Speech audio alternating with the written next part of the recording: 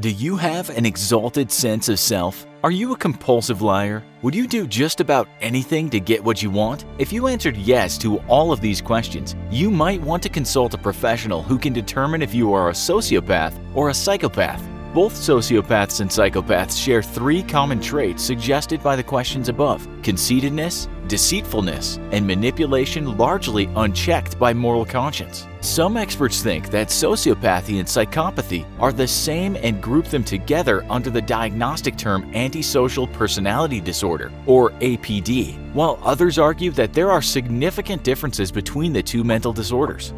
We'll examine some of these differences in this episode of the Infographics Show, Sociopath versus Psychopath.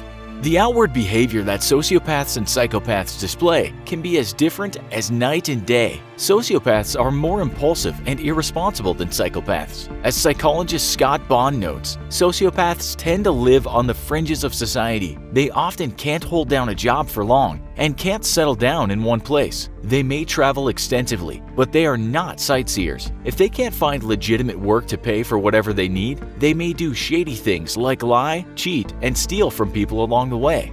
Renowned conman Charles Ponzi lived in this manner. Ponzi immigrated from Italy to America in 1903. He supposedly said, "I landed in this country with $2.50 in cash and $1 million in hopes, and those hopes never left me." According to the New England Historical Society, $2.50 was all that he had left after having gambled and drunk away most of the $200 he had with him on board the ship taking him to America. After arriving in Boston, he spent several years working odd jobs in the Northeast. Described by one article as an alleged sociopath, he led a life of lies that was all about tricking rich people into investing in sham corporations. His international reply coupon scheme was one where he used money from investors to pay other investors, a form of fraud that became known as the Ponzi scheme. According to biography.com, Ponzi spent 14 years in prison for his crime. He was deported to Italy after being released from prison and ended up dying in Rio de Janeiro in 1949.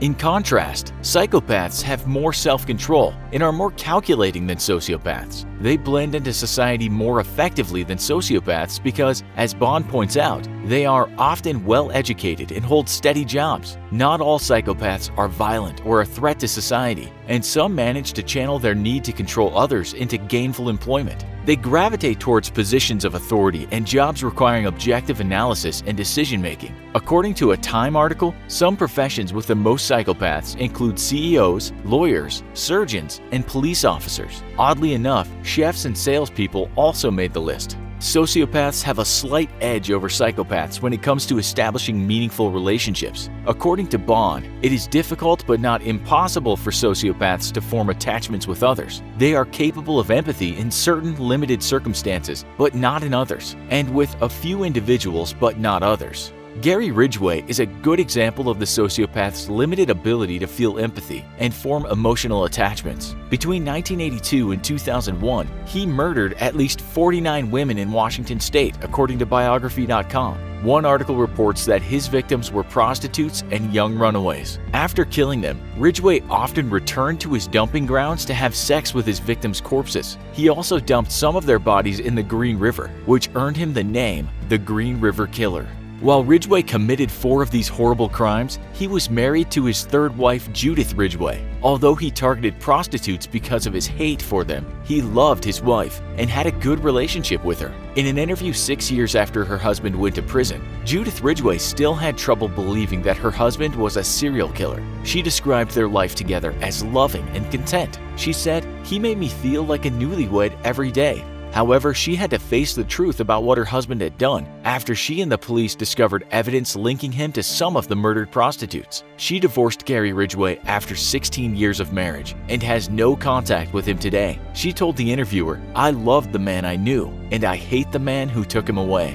In contrast, psychopaths are unable to form emotional attachments or feel real empathy with others. According to Bond, emotions are foreign to them. They know that they should be feeling something, but they don't feel anything. In his 1941 book called The Mask of Sanity, a psychiatrist named Hervey Cleckley provided some insight into the mind of a psychopath when he wrote that beauty and ugliness, except in a very superficial sense, goodness, evil, love, horror, and humor have no actual meaning, no power to move him.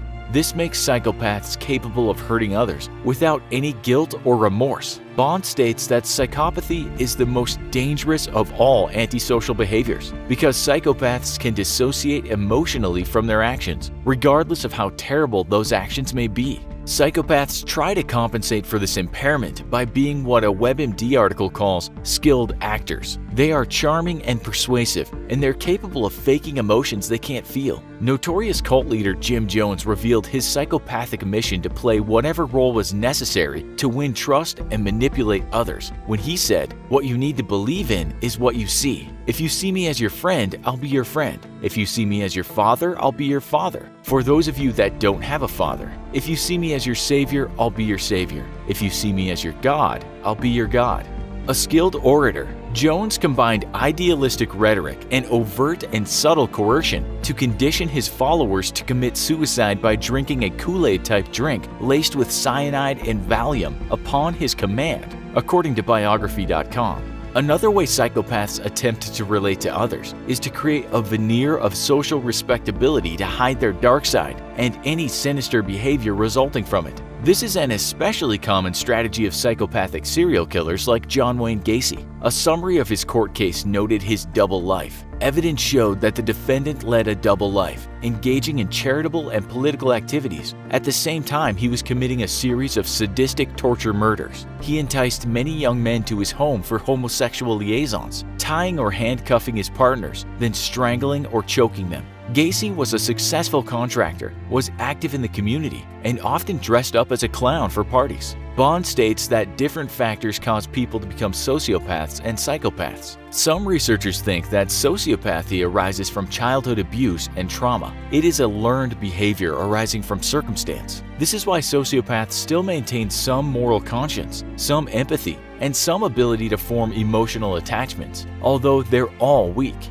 However, research suggests that psychopathy has a largely genetic component to it. Bond notes that psychopathy is related to a psychological defect that results in the underdevelopment of the part of the brain responsible for impulse control and emotions. Another report states that brain scans of people with APD have shown low activity in areas related to empathy, morality, and self-control.